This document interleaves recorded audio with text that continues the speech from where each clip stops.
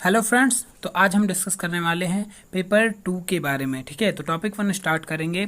और हाँ, एक बात बता देना चाहता हूँ, जैसे आपने कमेंट किया, किसी ने कहा सर 30 मिनट की वीडियो होनी चाहिए, किसी ने कहा और ज़्यादा लंबी हो, 1 घंटे से भी ज़्यादा, है ना। तो फिलहाल अभी मैं 1-2 दिन जो है थोड़ा डाटा की शॉर्टेज रहती है, इस वजह से, है ना, 1-2 दिन ऐसे ही वीडियो आधे या 1 घंटे की, उसके बाद मैं और लंबी वीडियो आपको प्रोवाइड करूंगा। ठीक है, क्योंकि आपको पता अगर होगा तो, क्योंकि पता है 1 घंटे का वीडियो अपलोड कंप्लीट करने में यूट्यूब पर लगभग 1.5 GB डाटा ख़त्म हो जाता है। ठीक है, तो चलिए उसको खैर छोड़िए, 1-2 दिन थोड़ा वेट करिएगा। और फिलहाल कई लोग तो कहते हैं 30 मिनट के रखिए, चलिए आपकी मर्जी। हम कुछ कुछ वीडियो 30 मिनट की भी डालते रहेंगे और कुछ बहुत लंबे भी डालेंगे। ठीक है, तो चलिए यहाँ पेपर 2 डिस्कस करेंगे। और एक चीज़ देखिए, पिछले वीडियोस में जो है कहीं एक आध क्वेश्चन, देखिए जल्दबाजी में थोड़ा सा एक आध क्वेश्चन कहीं गलत मुंह से निकल गया, क्योंकि दिमाग में कुछ और रहता है और एक्सप्लेन करते वक्त मान लीजिए गलत निकल गया तो हमने ध्यान नहीं दिया।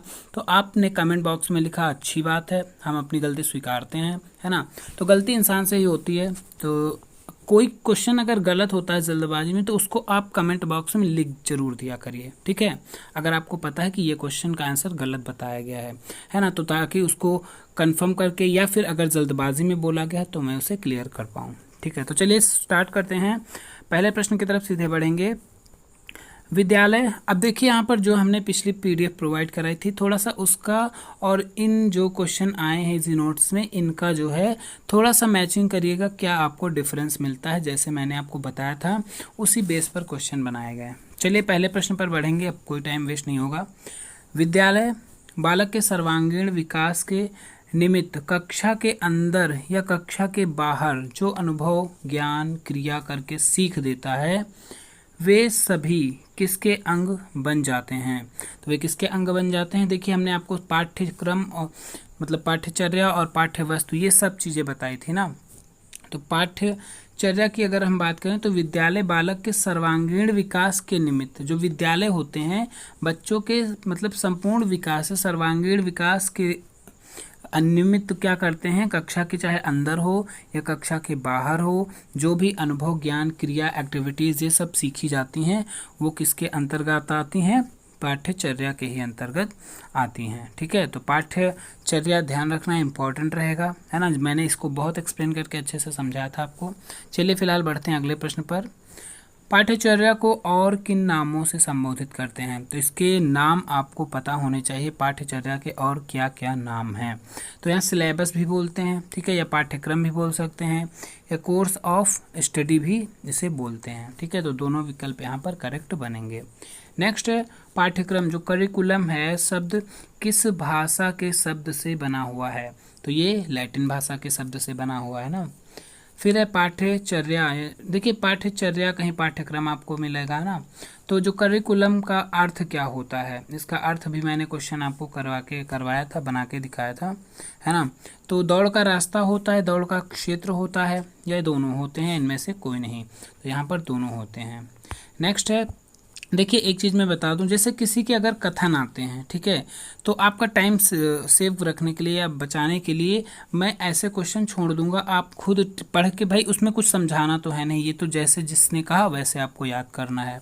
और अगर आप चाहते हैं कि मैं इसको पढ़ के समझाऊं तो भी कमेंट में लिख सकते हैं। ठीक है, तो ऐसे क्वेश्चन अब हम छोड़ दिया करेंगे, आगे स्किप कर देंगे और आगे बढ़ते चले जाएंगे, क्योंकि इसको आप खुद पढ़ के समझ सकते हैं। तो पाठ्यचर्या, चलिए इसको देख लेते हैं।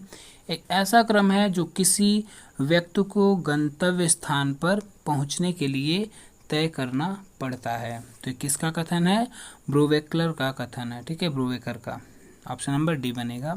नेक्स्ट चलिए देखिए, यहाँ पर नेक्स्ट में भी यही चीज़ दी गई है। ठीक है, शिक्षा के लक्ष्य तक पहुंचने के लिए, अब किसने कहा है इसको आप खुद पढ़ लीजिएगा, और कोई प्रॉब्लम है तो कमेंट में लिख सकते हैं। नेक्स्ट 7 नंबर क्वेश्चन पर देखेंगे, पाठ्यचर्या के लिए किन शब्दों का प्रयोग किया जाता है। तो सेम अभी आपने इसको ऊपर पढ़ा था, किन शब्दों का प्रयोग किया जाता है, करिकुलम का भी प्रयोग किया जाता है, सिलेबस, देखिए एक और वर्ड जुड़ गया, सिलेबस भी इसे कहा जाता है। ठीक है, और कोर्स ऑफ स्टडी भी कहा जाता है। उपरोक्त सभी मतलब तीनों यहाँ पर सही होंगे। नेक्स्ट है, पाठ्यचर्या में किससे संबंधित तथ्य स्पष्ट हैं। होते हैं, किससे संबंधित तथ्य स्पष्ट होते हैं पाठ्यचर्या में। तो चलिए ऑप्शन यहाँ पर देखेंगे। पहला ऑप्शन है ज्ञानात्मक, भावात्मक या क्रियात्मक। तो हमने बताया था आपको पाठ्यचर्या के अंतर्गत कौन कौन सी चीज़ें आती हैं, है ना। तो ये तीनों चीज़ें आती हैं, ज्ञानात्मक, भावात्मक और क्रियात्मक, क्योंकि तीनों पक्ष आते हैं और तीनों पक्षों का विकास करना बालक का संपूर्ण लक्ष्य मतलब जो है इसका उद्देश्य होता है, ठीक है, पाठ्यक्रम का। तो उपयुक्त सभी यहाँ पर करेक्ट विकल्प बनेगा। नेक्स्ट क्वेश्चन है, ये देखिए काफ़ी लंबी लाइन है, इसको आप पढ़ लीजिएगा, है ना, खुद आंसर देख लीजिएगा। हम बढ़ेंगे आगे। यहाँ पर लोकतंत्री पाठ्यक्रम में कौन कौन से सिद्धांत हैं। तो लोकतंत्री पाठ्यक्रम में अब देखिए कई लोगों ने बताया कि उनके पास नोट्स या आसपास मार्केट में नहीं है ना, तो उन लोगों ने क्या किया है, जो पीडीएफ मैंने टेलीग्राम पर दी है, लिंक उसका डिस्क्रिप्शन बॉक्स में है, अभी भी आपने नहीं डाउनलोड किया तो डाउनलोड कर लीजिए, है ना। और कई लोग भाई नहीं मिल पा रही हैं बुक्स या ई नोट्स, तो क्या कर रहे हैं, वो इसी पीडीएफ को प्रिंट करवा रहे हैं, तो अच्छी बात है, क्योंकि मोबाइल में पढ़ना उतना सूटेबल नहीं होता है ना। 10 नंबर है, लोकतंत्री पाठ्यक्रम में कौन से सिद्धांत हैं। तो जब लोकतंत्री पाठ्यक्रम ये सब हमने समझा चुके हैं, है ना, हम समझा चुके हैं पिछले वीडियोस में। तो लोकतंत्री पाठ्यक्रम में कौन सा सिद्धांत आता है, सामाजिक उद्देश्यों की प्राप्ति होती है, इसमें लचीलापन भी होता है और बहुमुखी प्रवृत्ति भी होती है, उपरोक्त सभी। तो यहाँ पर उपरोक्त सभी बनेगा आंसर। नेक्स्ट है, पाठ्यचर्या में किन विषय वस्तुओं को समाहित किया जाता है। तो किन विषय वस्तुओं को समाहित किया जाता है, देखिए शिक्षक द्वारा पढ़ाए जाने वाले विषय वस्तु, हाँ ये भी है, प्रयोगशाला के कार्य ये भी है, लेखन, वाचन, पुस्तकालय कृत दिनचर्या। तो पाठ्यक्रम में पूरी उसका जो है पूरा विद्यालय के आसपास जुड़े हुए चीज़ें, है ना, चाहे प्रयोगशाला हो, चाहे खेल का मैदान हो, पुस्तकालय हो, हर चीज़ पाठ्यक्रम में जुड़ी जाती है, ठीक है, उपरोक्त सभी यहाँ पर बनेगा आपका आंसर। नेक्स्ट है, किसके अनुसार, अब यहाँ पर अनुसार पूछा गया है ना, परिभाषा ये दिया गया है, यूनिसेफ रिपोर्ट है, यूनेस्को है ना, या माध्यमिक शिक्षा आयोग, या फिर यहाँ पर सैडलर। तो इसको आप खुद पढ़ के समझ लीजिएगा। चलिए हम बढ़ते हैं आगे। नेक्स्ट प्रश्न भी यही कह रहा है ना, तो इसको हाँ अगर प्रॉब्लम आ रही है तो हमें कह सकते हैं कि इनको भी हम पढ़ के आपको बताएं। इसके जो वर्ड हैं उन पर फोकस करना होता है हमें, जैसे यहाँ पर मानसिक, शारीरिक, संवेगात्मक, है ना, इन चीज़ों पर गौर करना है कि किसने कौन सी उक्ति या परिभाषा जो दी है, तो किसके अकॉर्डिंग कौन से वर्ड आ रहे हैं, तो वही इसका कोड होता है याद करने का। चलिए बढ़ते हैं। यहाँ पर सेम ये परिभाषाएं दी गई हैं, क्योंकि पाठ्यक्रम जो होता है, पाठ्यचर्या है, ये बहुत व्यापक है, मतलब शिक्षा के दृष्टिकोण से काफ़ी महत्वपूर्ण है ना। तो यहाँ पर किसकी कई परिभाषाएं हैं, ठीक है, तो इनको 14-15 नंबर क्वेश्चन है, 16 भी सेम यही कह रहा है। तो चलिए हम बढ़ेंगे आगे, है ना। देखिए यहाँ पर कई सारी परिभाषाएँ दी गई हैं। 17 नंबर क्वेश्चन है, पाठ्यचर्या के संबंध में, देखिए यहाँ पर भी परिभाषा से ही रिलेटेड है। तो फिलहाल आपके टाइम की बचत के लिए परिभाषाएं आप खुद पढ़िए, इसमें कुछ मुझे समझाना नहीं है ना। मेन चीज़ समझाने वाली चीज़ें हमें एक्सप्लेन करनी है, वो हमें टारगेट रख के चलना है, ठीक है। तो चलिए 18, 19 ये सब देखिए परिभाषाएं यहाँ पर दी गई हैं, 20 में भी परिभाषा, टोटल मिलाकर यहाँ पर कई सारी परिभाषाएँ दी गई हैं, ठीक है। चलिए 22 नंबर क्वेश्चन देखिए, शैक्षिक समाज विज्ञान, ये पुस्तक किसके द्वारा लिखी गई है। शैक्षिक समाज विज्ञान ये किसके द्वारा, फ्रांसिस जे ब्राउन के द्वारा लिखी गई है। और विद्यालय व्यवस्था का मूल आधार क्या है। तो विद्यालय व्यवस्था का मूल आधार सबसे पहले पाठ्यचर्या होती है, ठीक है, जो कि मूल आधार, क्योंकि इसमें सब चीज़ें शामिल हो जाती हैं बालक के दृष्टिकोण से। फिर है, पाठ्यक्रम को मानव जाति के संपूर्ण ज्ञान और अनुभव का सार समझना चाहिए, यह कथन है। तो यह कथन किसका है, यह बताना है ना। तो ये कथन है किसका, फ्रोबेल का। मतलब पाठ्यक्रम को मानव जाति के संपूर्ण ज्ञान और अनुभव का सार समझना चाहिए। तो ये परिभाषाएं जो भी दी गई हैं, फिलहाल कथन आप खुद देखिए। अब फिलहाल यहाँ पर हम 1-2 बता चुके हैं, अब आगे आप खुद देखिएगा। और रही बात वीडियोज़ की, तो देखिए एक वीडियो कंप्लीट करने में 1.5 GB डाटा लग जाता है। मैं डेली 2 या 3 वीडियो ज़रूर प्रोवाइड कराता हूँ, तो समझिए, तो मुझे उसका इंतज़ाम करना पड़ता होगा कहीं ना कहीं से, ठीक है, तो समझ सकते हैं। तो चलिए बढ़ेंगे आगे। 25 नंबर प्रश्न है, वर्तमान समय में पाठ्यक्रम के किस आधार पर बहुत बल दिया जा रहा है। पाठ्यक्रम के जो आधार हैं, है ना, किस आधार पर बहुत ज़्यादा बल दिया जा रहा है, ये बताना है। दार्शनिक आधार, मनोवैज्ञानिक आधार, या फिर सामाजिक आधार, या फिर वैज्ञानिक आधार। तो करेक्ट विकल्प यहाँ पर कौन सा होगा? मनोवैज्ञानिक आधार पर सर्वाधिक बल यहाँ पर वैसे दिया जा रहा है। ठीक है, तो हो सकता है आंसर शीट, देखिए इसमें कुछ मिसप्रिंट आई है पेपर, मतलब ये जो इजी नोट्स हैं, है ना, कुछ क्वेश्चन में भी कहीं ना कहीं वर्ड छूटे मिले हुए हैं, और जो आंसर शीट दी गई है, ठीक है, उसके बेस पर अगर आपको देखिए ऐसा जैसे आंसर शीट से मैच करते रहिएगा, है ना, हो सकता है कहीं इधर उधर हो जाए, तो कुछ ऑप्शन यहाँ पर गलत भी दिए होते हैं, है ना, और वो मानवीय त्रुटियाँ हैं, जाहिर सी बात है, हो जाती हैं। ठीक है, तो यहाँ पर कौन सा मनोवैज्ञानिक आधार पर ज़्यादा से ज़्यादा जोर दिया जा रहा है। नेक्स्ट है, जो पाठ्यक्रम वर्तमान और भविष्य की, अब यहाँ पर किसका कथन है, पढ़ लीजिए। पाठ्यक्रम में सब विषयों में से एक प्रकार की एकता हो तो पाठ्यक्रम वो कहलाता है। कैसा पाठ्यक्रम कहलाता है?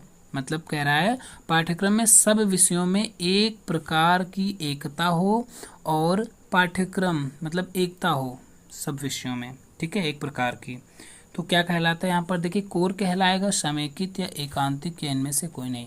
समेकित मतलब कई चीज़ों का एक साथ मतलब मिला हुआ होना, है ना, समेकित होना। ठीक है, नेक्स्ट क्वेश्चन है, बाल केंद्रित पाठ्यक्रम वह है जो पूर्णतया और समस्त रूप से सीखने वाले में निहित है। तो कथन है फिलहाल, इसको खुद पढ़िए। चलिए हम बढ़ेंगे यहाँ पर आगे। नेक्स्ट 29 क्वेश्चन, पाठ्यक्रम निर्माण का सिद्धांत है। जो पाठ्यक्रम निर्माण का सिद्धांत है वो क्या है? रुचि का सिद्धांत है, आवश्यकता का सिद्धांत, या उपयोगिता का सिद्धांत? तो इसके और भी सिद्धांत हैं जिसमें हमने डिस्कस किए थे ना एक्सप्लेनेशन में, पिछले वीडियो में जाकर देख सकते हैं। और मैं फिर भी कह रहा हूँ, अगर आपके पास पुरानी बुक्स या इजी नोट्स कुछ भी अवेलेबल है तो उसका जो है डिस्क्रिप्टिव टाइप पढ़ते रहिए। देखिए, ये तो ऑब्जेक्टिव है, इसको तो बहुत जल्दी समाप्त किया जा सकता है। ठीक है, डेली 1 घंटा पढ़ेंगे तब भी जो है 2 यूनिट तो कंप्लीट ही कर लेंगे, है ना। तो मतलब 2 यूनिट नहीं, 2 टॉपिक की बात कर रहा हूँ। तो इसके अलावा और भी टाइम देते रहिए ताकि आपका अच्छा से अच्छा स्कोर आ जाए। ठीक है, कुछ लोग कमेंट कर रहे हैं कि जो है क्या इसी से सारे क्वेश्चन आ जाएंगे, 100 के 100 इसी से आ जाएंगे? तो देखिए, ये ऐसा कहीं भी कोई भी बुक, कोई भी कोर्स हो, ठीक है, कोई भी पढ़ाई कर रहे हो, अगर पूरे के पूरे क्वेश्चन बुक से मिल जाएं तो बहुत लोग हैं जो पूरी बुक चट डालते हैं और सारे क्वेश्चन फिर भी नहीं मिलते ना। तो ये चीज़ होती है समझ को डेवलप करना, मतलब मेन बात ये होती है। और कुछ तथ्य होते हैं जो जरूरी नहीं कि उस बुक में सारा कवर किया गया हो। फिलहाल ये इजी नोट्स हैं, है ना, लेकिन आपको 75 क्वेश्चन करने हैं, तो लगभग इतने 75 से 80% इसमें से मिल जाएगा, इसी के बेस पर रहेगा। कंसेप्ट समझिए, इसकी तो प्रैक्टिस चलती रहेगी, लेकिन जो है व्याख्यात्मक तरीके से उसको जरूर पढ़ते रहिए। ठीक है, तो चलिए यहाँ पर किस क्वेश्चन पर थे हम? पाठ्यक्रम निर्माण का सिद्धांत, है ना। तो रुचि का सिद्धांत, निर्माण के सिद्धांत मतलब पाठ्यक्रम बनाते समय क्या क्या चीज़ें ध्यान में रखनी चाहिए, है ना। तो रुचि का ध्यान रखना चाहिए, बच्चों की रुचि किस चीज़ में है उसके अकॉर्डिंग पाठ्यक्रम होना चाहिए। उनकी क्या आवश्यकता है उसका सिद्धांत, है ना। उपयोगिता क्या है उस पाठ्यक्रम की, है ना। ये नहीं कि क्लास में लिया हुआ ज्ञान बाहर जीवन में उपयोगी ना हो, तो कहीं ना कहीं वो उपयोगी होना चाहिए। 30 नंबर है, पाठ्यचर्या का अर्थ है। तो पाठ्यचर्या का अर्थ क्या है? पाठ्यक्रम एवं पाठ्य सहगामी क्रियाएं, या पाठ्यक्रम एवं किताबें, पाठ्यक्रम एवं पाठ, उपरोक्त में से कोई नहीं। तो देखिए यहाँ पर पाठ्यक्रम और पाठ किताबें, ये इसका ऑप्शन नहीं बनेगा। क्यों? पाठ्यचर्या में समस्त चीज़ें आती हैं, पाठ्यक्रम के साथ साथ सहगामी क्रियाएं आती हैं, जिससे बालक का संपूर्ण विकास भी होता है, जैसे एक्टिविटीज़, प्ले, गेम्स वगैरह, ये सब ना। नेक्स्ट है, मूल लैटिन शब्द क्यूरिकुलम का अर्थ है। तो क्यूरिकुलम का यहाँ पर क्यूरिकुलम, ठीक है, इसका अर्थ क्या है ये बताना है। तो दौड़ का मैदान है, किताबें हैं, या फिर विषय है, या पाठ्यक्रम है। तो इसका जो मूल शब्द है ना, उसका अर्थ क्या है यहाँ पर? पाठ्यक्रम है। ठीक है, तो पाठ्यक्रम निर्माण के सूत्र हैं। सूत्र क्या हैं यहाँ पर? शिक्षा प्रणाली कैसी होनी चाहिए, मूल्यांकन प्रणाली, या फिर शिक्षा के उद्देश्य। तो ये सभी आते हैं इसमें, करेक्ट विकल्प डी बनेगा। नेक्स्ट क्वेश्चन है 33 नंबर, पाठ्यक्रम में वे सभी क्रियाएं सम्मिलित हैं जिनका हम शिक्षा के उद्देश्यों की प्राप्ति के लिए विद्यालय में उपयोग में करते हैं। चलिए थोड़ा स्लाइड कर लें ऊपर। पाठ्यक्रम में वे सभी क्रियाएं सम्मिलित हैं जिसमें, अब ये किसने कहा है ना, ये क्वेश्चन पूछा गया है, ठीक है। तो इसको पढ़िएगा। पाठ्यक्रम विकास का सोपान क्या है? सोपान मतलब चरण। इसके विकास के सोपान क्या है? उद्देश्य, मूल्यांकन या पृष्ठ पोषण, ठीक है। तो यहाँ पर उपरोक्त डी बनेगा। विषय केंद्रित पाठ्यक्रम का अन्य नाम है, विषय जो केंद्र, जिसमें बालक को केंद्र नहीं रखा जाता है, केवल विषय वस्तु के केंद्र माना जाता है ना, तो उसका अन्य नाम बताना है यहाँ पर। तो विषय केंद्रित पाठ्यक्रम का अनुभव केंद्रित पाठ्यक्रम या छात्र केंद्रित पाठ्यक्रम या पुस्तक केंद्रित पाठ्यक्रम या अध्यापक केंद्रित पाठ्यक्रम, ठीक है। तो इसमें देखिए 35 नंबर थोड़ा सा मिसप्रिंट हुआ है, शायद यहाँ पर हम आपको दिखा रहे हैं प्रूफ के साथ, है ना। नीचे आंसर शीट दी गई है, 35 में लास्ट में देखिए बी वाला ऑप्शन दिया गया है, ठीक है। तो 35 का बी आपको यहाँ पर देखिए दिख रहा होगा, है ना। तो संभल के पढ़िएगा, थोड़ा सा इजी नोट्स भी। अब यहाँ पर बी वाला ऑप्शन क्या है? देखिए यहाँ पर विषय केंद्रित पाठ्यक्रम का अन्य नाम पूछ रहा है। हमने आपको पाठ्यक्रम के प्रकार बताए थे जो आपके सिलेबस में थे, अनुभव केंद्रित पाठ्यक्रम, क्रिया केंद्रित पाठ्यक्रम, पुस्तक केंद्रित पाठ्यक्रम, छात्र केंद्रित, अध्यापक केंद्रित। तो सबके नाम से ही, वैसे इसमें कोई रटने वाली वैसी बात नहीं है, नाम से ही पता चल जाता है। छात्र केंद्रित में छात्र रहेगा, जबकि यहाँ पर छात्र की बात ही नहीं हो रही है, तो ये यहाँ पर ऑप्शन गलत है पूरी तरीके से। आंसर शीट में पूरी एक आंसर शीट में आपको कहीं ना कहीं मतलब एक आध क्वेश्चन गलत होने के चांसेस दिए गए हैं, यहाँ पर इतना गलती की गई है प्रिंट में। अगर यहाँ होता छात्र केंद्रित पाठ्यक्रम का, है ना, तो विषय केंद्रित में अध्यापक भी केंद्रित नहीं रहता है, अनुभव केंद्रित नहीं है, ये क्या है? पुस्तक केंद्रित पाठ्यक्रम होता है, विषय केंद्रित। तो 35 में ऑप्शन नंबर सी आपका करेक्ट बनेगा, ठीक है। तो गलतियों पर थोड़ा सा ध्यान देते रहिएगा, कौन सी गलतियां हैं, थोड़ा सा हम ध्यान दें, थोड़ा सा आप, और कमेंट बॉक्स में अगर कोई गलती होती है तो लिख जरूर दीजिएगा, है ना। चलिए अब टॉपिक 1 यहाँ पर फिनिश होता है, टॉपिक 2 की तरफ चलते हैं यहाँ पर, है ना। तो यहाँ पर देखिए पाठ्यक्रम के तत्व, उद्देश्य, अंतर्वस्तु, अधिगमकर्ता, अनुभव और मूल्यांकन, ठीक है। तो यहाँ पर कंपोनेंट्स ऑफ करिकुलम और objective, content, learner, experience and evolution. Next है, किस विद्वान ने पाठ्यक्रम की संरचना प्रक्रिया को वृत्ताकार माना है? पाठ्यक्रम की संरचना, आपको याद होगा मैंने आपको एक तस्वीर दिखाई थी पाठ्यक्रम की संरचना, और ऐसे वृत्ताकार टाइप में चित्र भी बना हुआ था, है ना, उसमें बताया गया था। तो यहाँ पर करेक्ट विकल्प कौन सा है? व्हीलर के द्वारा मतलब ये संरचना जो है वृत्ताकार इसकी बनाई गई थी पाठ्यक्रम की, ठीक है। नेक्स्ट क्वेश्चन पर बढ़ेंगे। अधिगम अनुभवों के चयन, थोड़ा सा इसको हटा दें। नेक्स्ट क्वेश्चन है, अधिगम अनुभवों के चयन के संबंध में निम्न में से कौन सा व्हीलर द्वारा प्रस्तावित मापदंड नहीं है? तो व्हीलर द्वारा प्रस्तावित मापदंड कौन सा नहीं है? तो वैधता है, विविधता है, उपयुक्तता है और पोषित मूल्य यहाँ पर इनका नहीं है, ठीक है। नेक्स्ट क्वेश्चन है 3 नंबर, मूल्य वह है जो मानव इच्छाओं की तुष्टि करे, है ना, ये लाइन हमने लिखाई भी थी। मूल्य वह है जो मानव इच्छाओं की तुष्टि करे, ये परिभाषा मूल्य की परिभाषा है, और ये किसने दी थी? तो किसने दी थी? यहाँ पर शायद अर्बन ने दी थी, तो ये ऑप्शन कंफर्म कर लीजिएगा थोड़ा सा, ठीक है। नेक्स्ट बढ़ेंगे आगे।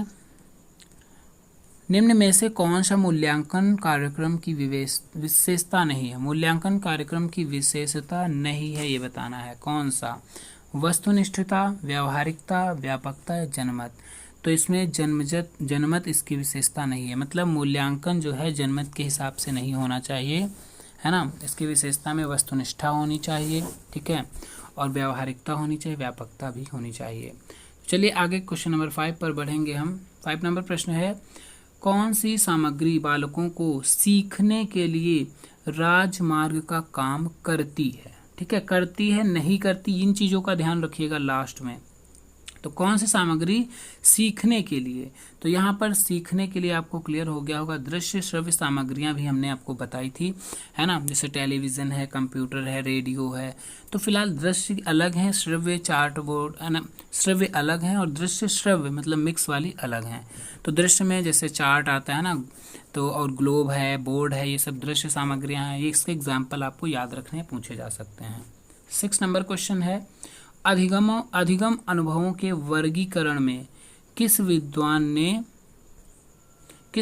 ने महत्वपूर्ण योगदान दिया है। तो किसने जो है अधिगम अनुभवों के वर्गीकरण में मुख्य योगदान दिया है, मॉसमैन ने दिया है। नेक्स्ट है 7 नंबर क्वेश्चन है, निम्न में से कौन सा अंतर्वस्त्र चयन का गौड़ मानदंड नहीं है। अब देखिए यहाँ पर ये जो क्वेश्चन नंबर 6 था, ऐसे क्वेश्चन को कंफर्म करना बहुत ज़रूरी होता है, ठीक है। तो इनको एक बार कंफर्म करिएगा। कुछ क्वेश्चन हमने पढ़े हैं पहले से, तो जैसे अभी हमने वो पढ़ा था, तो है ना, इसमें हमने फिलहाल नहीं देखा था कौन सा है, ठीक है। तो आंसर की के अकॉर्डिंग मैच कर लीजिएगा। थोड़ी मतलब इतना टाइम कम है ना, तो थोड़ा मेहनत आपको भी करनी पड़ेगी। पूरी तरीके से दूसरे पर डिपेंड रहेंगे, है ना। मैं मतलब अकेले सब कुछ करना कितना बहुत ज़्यादा टाइम लगता है। आपको लगता होगा कि ये इतना वीडियो बहुत जल्दी बन जाता है, लेकिन वीडियो को बनाकर उसको अपलोड करना, एडिटिंग करना, बहुत सारा काम होता है इसके अलावा भी, ठीक है। तो अगर जो यूट्यूब से जुड़े होंगे उसके बारे में थोड़ा बहुत जानते होंगे तो उनकी समझ में आ रहा होगा ना, बल्कि मैं क्या कहना चाह रहा हूँ। चलिए आगे बढ़ते हैं 7 नंबर क्वेश्चन पर। अंतर्वस्क चयन का गौड़ मानदंड नहीं है। तो गौड़ मानदंड नहीं है मतलब 3 यहाँ में से गौड़ मानदंड हैं, मतलब गौड़ मतलब मुख्य का अपोजिट होता है ना, एक गौड़ मानदंड नहीं है, ठीक है। तो कौन सा यहाँ पर है, शिक्षार्थी की अवस्थाएं एवं उपलब्धियां, अधिगम योग्यता, उपयोगिता या फिर व्यावहारिकता। तो जो अंतर्वयस्क चयन का जो है गौड़ मानदंड व्यावहारिकता यहाँ पर नहीं है, ठीक है, बाकी सारे हैं। नेक्स्ट क्वेश्चन पर बढ़ेंगे। पाठ्यक्रम के मूल्यांकन में अधिकांशतः मापन होता है। जो पाठ्यक्रम का मूल्यांकन किया जाता है उसमें ज़्यादातर मापन किसका होता है। तो ज़्यादातर मापन वस्तुनिष्ठ रूप से होता है या संस्थापक रूप से या फिर गुणात्मक रूप से या फिर व्यावहारिक रूप से। तो मापन ज़्यादातर किस रूप में होता है, गुणात्मक रूप में होता है। नेक्स्ट है, निम्न में से कौन सा शिक्षा में मूल्यांकन का प्रमुख क्षेत्र नहीं है। मूल्यांकन का प्रमुख क्षेत्र नहीं है, तो 3 मूल्यांकन के क्षेत्र हैं, एक नहीं है, कौन सा वो चूज करना है। पहला ऑप्शन आपको दिख ही रहा है, छात्रों में व्यवहारगत परिवर्तन, है ना, ये तो है ही है मूल्यांकन का। और नेक्स्ट ऑप्शन जो देखेंगे हम यहाँ पर, पाठ्यक्रम प्रक्रिया के सभी पक्षों का मूल्यांकन, ये भी सही है, किया जाता है। मूल्यांकन कार्यक्रम का छात्र अभिप्रेरणा तथा अधिगम पर प्रभाव, ये भी सही है। प्रत्यक्ष तथा दूसरों के द्वारा अनुभवों में संतुलन स्थापित करना, तो ये गलत है। यहाँ पर देखिए छात्र संबंधित पक्षों की बात हो रही है, वो सारे सही होंगे। नेक्स्ट प्रश्न है, निम्न में से कौन सा बालकों में सूक्ष्म निरीक्षण एवं विश्लेषण की शक्ति उत्पन्न करता है। तो गणित है या भाषा है या सामाजिक अध्ययन है या विज्ञान है। इस चारों में से थोड़ा सा दिमाग लगाइए कि कौन सा जो है बालकों में सूक्ष्म निरीक्षण एवं विश्लेषण, अब विश्लेषण और निरीक्षण की शक्ति उत्पन्न करता है। कौन जो है विश्लेषण करने की और निरीक्षण करने की शक्ति। तो सबसे ज़्यादा दिमाग भाई किसमें, गणित में लगाना पड़ेगा ना, तो गणित ही होगा यहाँ पर। ऑप्शन नंबर नहीं, गणित नहीं। देखिए यहाँ पर बालकों में निरीक्षण करने, निरीक्षण की बात आएगी ना, विश्लेषण की बात होती तो अलग, निरीक्षण और विश्लेषण ये करना पड़ेगा विज्ञान में, ठीक है। थोड़ा सा ध्यान दीजिएगा, यहाँ पर विज्ञान शब्द सही होगा ऑप्शन में। नेक्स्ट है, उद्देश्य के निर्धारण की आवश्यकता को, जो उद्देश्य के निर्धारण है इनकी आवश्यकता को किस विद्वान ने एलिस और चेस्टर कैट के वार्तालाप के माध्यम से किया है। तो यहाँ पर आपको इनमें नाम याद रखना है, ठीक है, तो इसको क्लियर करिएगा। 11 में फिलहाल एडवर्ड एक है ऑप्शन नंबर। नेक्स्ट है, शिक्षा के उद्देश्यों के कितने प्रकार हैं। तो शिक्षा के उद्देश्यों के कितने प्रकार हैं, 2 प्रकार हैं। नेक्स्ट बढ़ेंगे। अब 2 प्रकार, ये सब चीज़ें जानने के लिए आपको डिस्क्रिप्टिव पढ़ना पड़ेगा बहुत ज़्यादा अच्छे से, ठीक है। नेक्स्ट क्वेश्चन है, शिक्षण एवं अधिगम किसके द्वारा अधिक प्रभावशाली होता है? तो प्रेरणा के द्वारा या अनुभव के द्वारा या फिर व्यवहार के द्वारा। तो जो शिक्षण और अधिगम है ये किसके द्वारा अधिक प्रभावी होता है? ठीक है, जो शिक्षण या अधिगम करवाया जाता है, देखिए उद्देश्य इसमें नहीं होगा, ठीक है, व्यवहार भी नहीं होगा, प्रेरणा। अब देखिए इसमें ऐसे ऑप्शन दिए गए हैं थोड़ा सा कंफ्यूज करने वाले, ठीक है। तो अधिक प्रभावशाली अधिगम, शिक्षण एवं अधिगम, ठीक है, किसके द्वारा अधिक प्रभावशाली होगा? अनुभव के द्वारा। केवल अगर अधिगम होता तो यहाँ पर प्रेरणा हो सकता था ऑप्शन, ठीक है, लेकिन शिक्षण एवं अधिगम, शिक्षण की भी बात की जा रही तो अनुभव भी बहुत ज़्यादा जरूरी होता है। फिर नेक्स्ट क्वेश्चन है, निम्न में से किस विद्वान ने पाठ्यक्रम संरचना को 5 पदों में बांटा है? ठीक है, तो 5 पदों में किसने बांटा है? व्हीलर ने बांटा है, ठीक है। नेक्स्ट बढ़ेंगे, निम्न में से कौन मूल्यांकन कार्यक्रम की प्रमुख विशेषता नहीं है? तो मूल्यांकन कार्यक्रम की विशेषता जो कि नहीं है, क्रमबद्धता होनी चाहिए मूल्यांकन में, है ना, और विश्वसनीयता, व्यापकता, और ये पाठ्य पुस्तकें इसमें इसकी विशेषता नहीं है। इसका कोई कार्यक्रम तो है नहीं पाठ्य पुस्तक का, ये सारी हेडिंग वाइज हमने डिस्क्राइब किए थे, ठीक है। तो डिस्क्राइब यहाँ अगर हम करने लगे एक एक वर्ड को बहुत लंबा हो जाएगा, उसके लिए आप डिस्क्रिप्टिव वाली क्लास देख सकते हैं और प्लेलिस्ट बनी हुई है सारी वहाँ पर हर एक टॉपिक का। फिलहाल जितना पूरा तो मैं नहीं कहूँगा, लेकिन स्टार्टिंग के मतलब फर्स्ट यूनिट हो गई थी, सेकेंड यूनिट पर हम लोग चल रहे थे ना। फिलहाल अभी इजी नोट्स आ गए हैं, इनकी प्रैक्टिस भी बहुत ज़्यादा ज़रूरी है।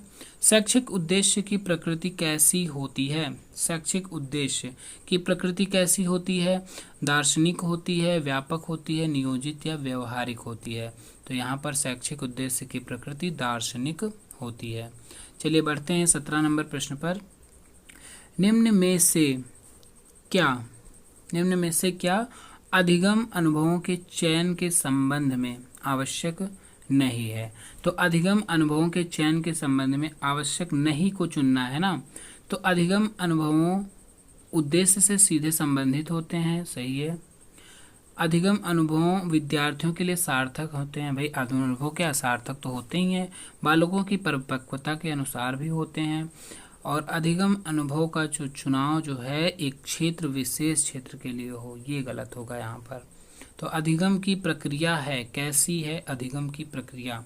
क्रियाशील है, व्यावहारिक है, मूल्यपरक है या नैतिक है? तो अधिगम की जो प्रक्रिया है वो कैसी होती है? क्रियाशील होती है। नेक्स्ट क्वेश्चन है, शैक्षिक उद्देश्यों के निर्धारण का दायित्व किसका है? जो शैक्षिक उद्देश्य हैं उनके निर्धारण करने का, भाई शिक्षा के जो उद्देश्य होते हैं किसका दायित्व होता है निर्धारण करने का? शिक्षा नीति निर्धारकों का, या फिर पाठ्य निर्माताओं का, या फिर ए बी दोनों, या इनमें से कोई नहीं? तो जो शैक्षिक उद्देश्य हैं उनका निर्धारण भाई शिक्षा नीति के जो निर्धारक हैं, ठीक है, और पाठ्यक्रम निर्माता जो पाठ्यक्रम बनाते हैं ना लोग, तो इसमें थोड़ा सा ए और सी में कन्फ्यूज़न बनेगा, ठीक है, तो इसको क्लियर करते रहिएगा। फिलहाल यहाँ पर पाठ्यक्रम निर्माताओं का तो ये तो 100% राइट ही होगा, क्योंकि शैक्षिक जो उद्देश्य हैं इनका निर्धारण का दायित्व तो पाठ्यक्रम निर्माताओं के द्वारा किया जाता है। अब देखिए शिक्षा नीति के निर्धारक इसमें से थोड़ा सा कम सही लग रहा है ना, तो बी वाला करेक्ट ऑप्शन यहाँ पर बनेगा। 21 फिलहाल इतने कन्फ्यूज़न वाले क्वेश्चन दे भी सकते हैं एक, लेकिन आपको अपना टारगेट याद रखना है। 20 नंबर क्वेश्चन पर बढ़ेंगे। 20 नंबर प्रश्न है, शिक्षा महत्वपूर्ण समाज की क्रिया है ना, ये परिभाषा पढ़ लीजिए। नेक्स्ट है, निम्न में से कौन सा अधिगम संसाधन नहीं है? अधिगम संसाधन नहीं है। पाठ्य पुस्तकें भाई अधिगम का जो संसाधन मतलब किन किन चीज़ों से हम अधिगम कर सकते हैं, या कौन कौन से ऐसे साधन हैं जिससे अधिगम किया जा सकता है? तो पाठ्य पुस्तकों से तो किया ही जाता है ना, शोध पत्र से भी किया जाता है और हस्त पुस्तिकाओं से भी किया जाता है, ठीक है, लेकिन व्यावहारिकता ऐसा कोई इसमें नहीं चीज़ आती जिससे अधिगम संसाधन मतलब या अधिगम हो सके। चलिए बढ़ेंगे अगले क्वेश्चन पर। 22 नंबर प्रश्न की तरफ बढ़ेंगे। शैक्षिक उद्देश्यों के प्रमुख स्रोत हैं। जो शैक्षिक उद्देश्य हैं उनके प्रमुख स्रोत क्या हैं? समाज है, व्यक्ति है, ज्ञान है, या फिर उपरोक्त सभी है। तो समाज भी है शैक्षिक उद्देश्य के स्रोत, व्यक्ति भी है और ज्ञान भी है, तीनों हैं, सही विकल्प डी सही होगा। नेक्स्ट, पाठ्यक्रम के मुख्य उद्देश्य क्या नहीं है। तो आपको अगर उद्देश्य पता है भाई, पाठ्यक्रम जो होता है ये तो एक कंसेप्ट क्लियर होना चाहिए, बस इसमें रटने की कोई ज़रूरत नहीं है भाई। छात्रों का सर्वांगीण विकास तो इसका उद्देश्य है ही। बालक के नैतिक व चारित्रिक विकास भी करना होता है ना। और बालक के रचना एवं सृजनात्मक क्षमता का विकास भी करना होता है। जनमत का विकास तो यहाँ पर कोई ऑप्शन बनता ही नहीं, तो करेक्ट विकल्प डी वाला बनेगा। ठीक है, अब जैसे पाठ्यक्रम की बात है तो खुद को एक टीचर के दृष्टिकोण से देखें कि आप बच्चे का कौन कौन सा भला करना चाहते हैं। भाई बच्चे का सर्वांगीण विकास करना चाहते ही हैं, नैतिक और चारित्रिक विकास भी करना चाहते हैं, तो ये इसके उद्देश्य ही तो हैं जो आप करना चाहते हैं, बच्चों में परिवर्तन, है ना। नेक्स्ट है, व्हीलर के पाठ्यक्रम संरचना के 5 सोपानों में से कौन सा गलत है। तो इनके 5 सोपान आपको याद रखने हैं। फिलहाल यहाँ पर हमें चुनना है गलत, जो कि कौन सा है, लक्ष्य और उद्देश्य पर है, अधिगम अनुभवों का चयन भी है ना, और अंतर्वस्तु का चयन, लेकिन जीवन का तादात्म्य ये गलत है। नेक्स्ट है, परिभाषा दी गई है, मूल्य मानव व्यवहार के निर्धारक तत्व हैं, है ना, ये पूछा गया है, तो इनको क्लियर करते रहिएगा यहाँ पर। चलिए बढ़ते हैं टॉपिक 3 की तरफ यहाँ पर, है ना। 2 टॉपिक हमारे कंप्लीट हो चुके हैं। तो यहाँ पर है प्रभावशाली शिक्षण में पाठ्यक्रम की भूमिका, मोस्ट इम्पॉर्टेंट रहेगा ये क्वेश्चन। ठीक है, यहाँ से क्वेश्चन बनेंगे।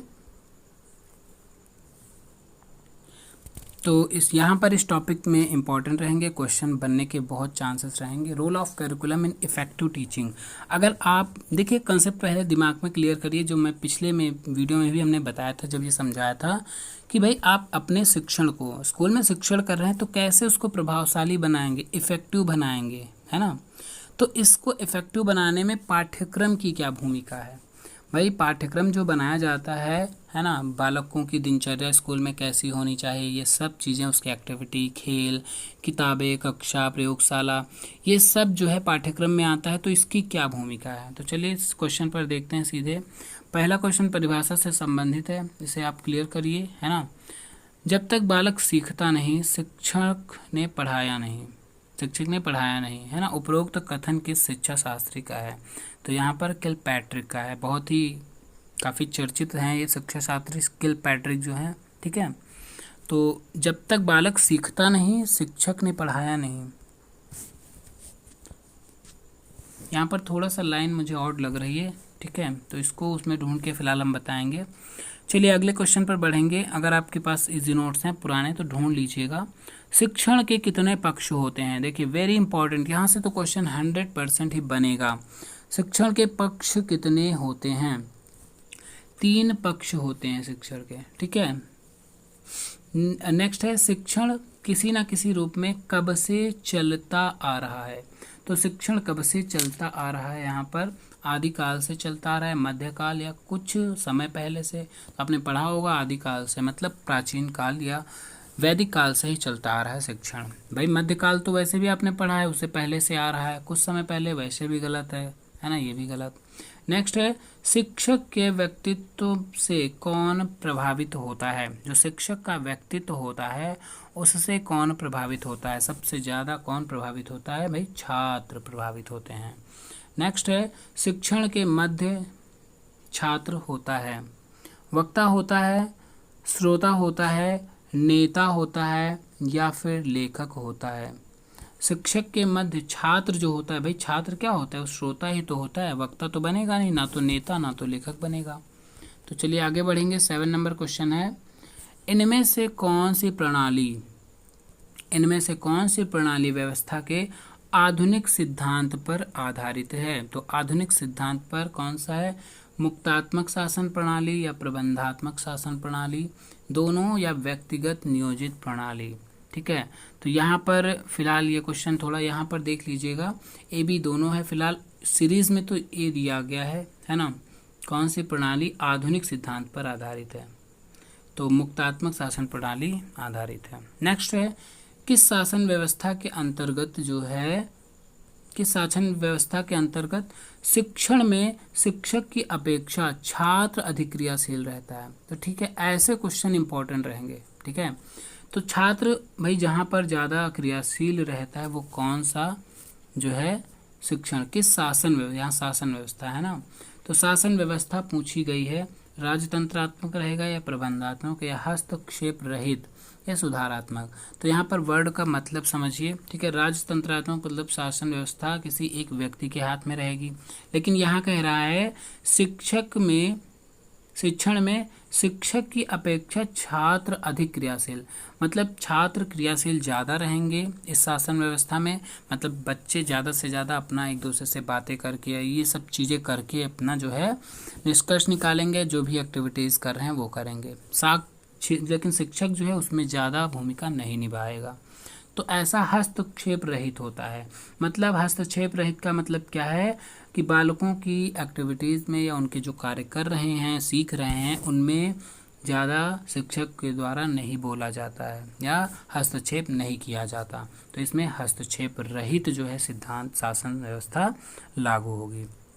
चलिए अगला क्वेश्चन है, शासन के स्वरूप के अतिरिक्त भी शिक्षण को प्रभावित नहीं करती। शासन के स्वरूप के अतिरिक्त शिक्षण को प्रभावित नहीं करती, तो कौन सी चीज़ है जो शासन के अतिरिक्त शिक्षण को प्रभावित यहाँ पर नहीं करती है? देखिए कौन चीज़ है।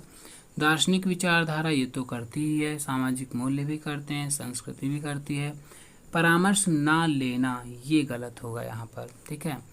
तो शिक्षण की प्रकृति की व्याख्या नहीं है, शिक्षण की जो प्रकृति है उसकी व्याख्या इनमें से चारों में से कौन सी नहीं? तीन चीज़ें उसके पक्ष में है शिक्षण की जो प्रकृति है। शिक्षण एक अंतःक्रिया है, ये तो सही है। शिक्षण एक सोद्देश्य, मतलब इसका उद्देश्य तो होता ही है। शिक्षण एक उपचार नहीं है, लेकिन नहीं है आ गया ना, जबकि शिक्षण एक उपचार तो है ही, तो ये गलत हो जाएगा। शिक्षण एक निर्देशन है, ये भी सही। तो क्योंकि क्वेश्चन में नहीं पूछा था तो ये वाला गलत है, जो कि नहीं के रूप में सही विकल्प बन जाएगा। शिक्षण के प्रमुख चर हैं, तो कितने चर हैं शिक्षण के? 3 प्रमुख चर हैं, ठीक है। एक शिक्षक होता है जो शिक्षा देता है और छात्र होता है, और तीसरा कौन सा होता है? जो पाठ्यक्रम या पाठ्यवस्तु होती है। नेक्स्ट क्वेश्चन पर बढ़ेंगे। शिक्षण एक है, शिक्षण क्या है? एक खेल है, एक अंतःक्रिया है, एक समस्या है, या फिर एक निदान है? तो शिक्षण भाई क्या है? एक अंतःक्रिया है जो किसके बीच में?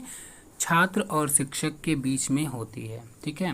तो शिक्षण के सभी पक्षों, नियोजन, व्यवस्था, अग्रसरण एवं मूल्यांकन का परिचालन जो है किसके द्वारा किया जाता है? तो ये सब चीज़ें किसके द्वारा? भाई शिक्षक के ही द्वारा तो की जाती हैं, मूल्यांकन वगैरह ये सब, नियोजन। शिक्षण प्रक्रिया के अंतर्गत कौन आश्रित चर के रूप में कार्य करता है? तो आश्रित चर के, देखिए यहाँ पर जो शिक्षण के 3 चर हमने बताए हैं अभी ऊपर, है ना, शिक्षक, छात्र और पाठ्यवस्तु। तो यहाँ पर शिक्षण प्रक्रिया के अंतर्गत आश्रित, जो दूसरे पर आश्रित हो, तो आश्रित कौन होता है? स्वतंत्र चर अगर बात करें तो वो शिक्षक होता है, ठीक है। स्वतंत्र चर कौन सा होता है? शिक्षक होता है। लेकिन आश्रित चर कौन सा होता है? ये होता है छात्र, ठीक है। तो चलिए आगे बढ़ेंगे। नेक्स्ट है 15 नंबर, छात्र को किसके द्वारा नियोजित, व्यवस्थित एवं प्रस्तुत शिक्षण के अनुरूप ही क्रियाशील होना पड़ता है, ठीक है। ऊपर थोड़ा स्लाइड करते हैं। किसके द्वारा नियोजित, व्यवस्थित एवं प्रस्तुत शिक्षण के अनुरूप क्रियाशील होना पड़ता है? तो किसके अनुसार होना पड़ता है? भाई शिक्षक के अनुसार होना पड़ेगा, ठीक है। और इनमें से कौन मनुष्य के जन्म से लेकर मृत्यु तक चलने वाली सतत प्रक्रिया है? तो सतत प्रक्रिया कौन सी है यहाँ पर? अधिगम जो है मनुष्य के जन्म से लेकर मृत्यु तक चलने वाली एक प्रक्रिया है, मतलब वो सीखता रहता है जन्म से लेकर मृत्यु तक। नेक्स्ट यहाँ पर परिभाषा दी गई है, इसको पढ़ लीजिएगा, है ना। बहुत ही इम्पोर्टेंट परिभाषा है अधिगम की, ठीक है। और ये टेट और सुपर टेट के लिए भी मोस्ट इम्पॉर्टेंट है। अनुभवों एवं अनुक्रियाओं द्वारा व्यवहार में होने वाला सुधार। कहीं कहीं बुक में आपको क्या मिलेगा पता है? अनुभव एवं प्रशिक्षण द्वारा व्यवहार में परिवर्तन या व्यवहार में सुधार ही अधिगम है। किसकी परिभाषा है? बहुत ही फेमस है, गेट्स की परिभाषा यहाँ पर यह है, ठीक है। 18 नंबर क्वेश्चन पर बढ़ेंगे। कौन बालक के व्यक्तित्व के लगभग सभी आयामों को प्रभावित करता है? लगभग सभी आयाम को प्रभावित कौन कर सकता है भाई? शिक्षा, या फिर अध्यापक, या फिर शिक्षण, या फिर कक्षा? तो बालक के व्यक्तित्व के सभी आयामों को प्रभावित कौन करता है? शिक्षण करता है। ठीक है, मतलब कैसा उसे शिक्षण दिया जा रहा है उसके हिसाब से वो करेगा। नेक्स्ट, अनुबंधन, प्रशिक्षण, अनुदेशन, शिक्षण, ये चारों चीजें सभी का आयोजन एवं व्यवस्था किसके लिए करी जाती है? तो किसके लिए भाई? अधिगम के लिए करी जाती है, ताकि बालक क्या हो, ज़्यादा से ज़्यादा अधिगम कर सके। तो चलिए बढ़ते हैं नेक्स्ट प्रश्न पर। शिक्षण सर्वाधिक बौद्धिक अभिव्यक्ति वाली एक व्यापक है। क्या है? सोच है, प्रक्रिया है, या समस्या, या आग्रह? तो शिक्षण एक क्या है? बौद्धिक अभिव्यक्ति वाली एक व्यापक प्रक्रिया है। बढ़ेंगे अगले प्रश्न पर। 21 नंबर प्रश्न है, एन इंस्ट्रक्शन थियरी। देखिए, इंस्ट्रक्शन थियरी पुस्तक किसने लिखी है? ठीक है, तो इंस्ट्रक्शन थियरी मतलब निर्देशन के सिद्धांत किसने दिए हैं, या किसने पुस्तक ये लिखी है? तो हार्सफोर्ड ने इसकी पुस्तक लिखी है। अनुदेशन व्यक्तित्व के किस पक्ष को प्रभावित करता है? जो अनुदेशन होता है कौन से पक्ष को प्रभावित करता है? ज्ञानात्मक पक्ष को प्रभावित करता है। ठीक है, नेक्स्ट क्वेश्चन है, शिक्षण प्रक्रिया में कौन सा चर नहीं होता? तो शिक्षण प्रक्रिया के 3 चर हैं, शिक्षक है, छात्र है, और पाठ्यवस्तु है। तो यहाँ पर कौन सा नहीं है? ऐसा क्वेश्चन भी हमने बताया था कि ऐसा क्वेश्चन बनाया जा सकता है ना। तो यहाँ पर देखिए कौन सा ऑप्शन में क्या दिया होगा उसके ऊपर डिपेंड करेगा। शिक्षक, छात्र, पाठ्यवस्तु तो है ही, लेकिन समाचार जो ऑप्शन में दिया है पूरी तरीके से यहाँ पर गलत होगा। तो सही विकल्प के रूप में यही जाना जाएगा। शिक्षण चरों की प्रमुख क्रिया नहीं है। शिक्षण के जो चर हैं उनकी क्रिया क्या नहीं होती है? निदान नहीं होता है, समस्या नहीं होती है, उपचार या मूल्यांकन। तो शिक्षण के चर में निदान किया जाता है, उपचार भी किया जाता है, मूल्यांकन भी किया जाता है। पूरा एक्सप्लेन करके हमने बताया था। अगर ये चीज़ें आपको क्लियर हैं तो ऐसे क्वेश्चन में दिक्कत ही नहीं होगी। समस्या इसका करेक्ट विकल्प आंसर बनेगा। प्रभावशाली शिक्षण हेतु शिक्षक सर्वप्रथम कौन सा कार्य करता है? तो प्रभावशाली अगर शिक्षण करना है तो शिक्षक को सबसे पहले भाई निदान करेगा, या नकारात्मक करेगा, या भावात्मक करेगा, या ज्ञानात्मक करेगा, है ना? कौन सा कार्य करेगा? यहाँ पर कौन सा करेगा? हमने समझाया था निदात्मक किया जाता है। निदान, जैसे कि आप नाम से थोड़ा सा डिफरेंस समझ रहे होंगे। जैसे डॉक्टर, इससे तुलना की गई है डॉक्टर और मरीज की। जैसे डॉक्टर किसी मरीज की समस्याओं को या उसकी बीमारियों को जानता है कि कौन सी बीमारी हुई है इसे, तो वो एक निदानात्मक प्रोसेस कहा जाता है। ठीक है, समस्या को जानना होता है निदान।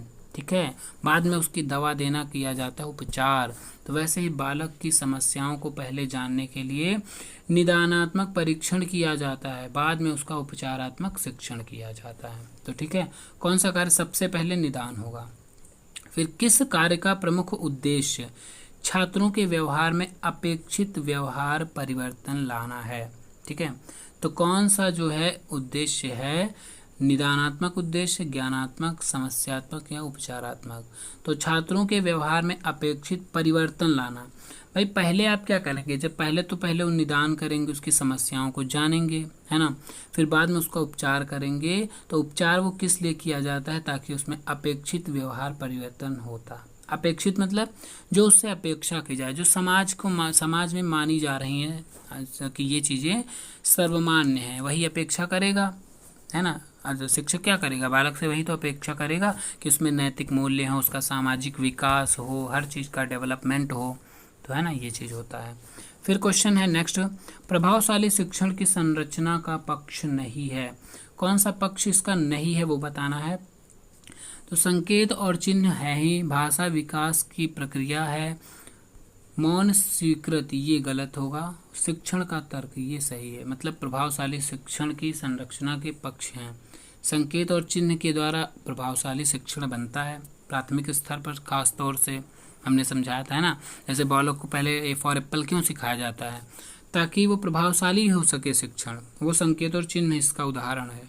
भाषा विकास की प्रक्रिया भी इसका है ना।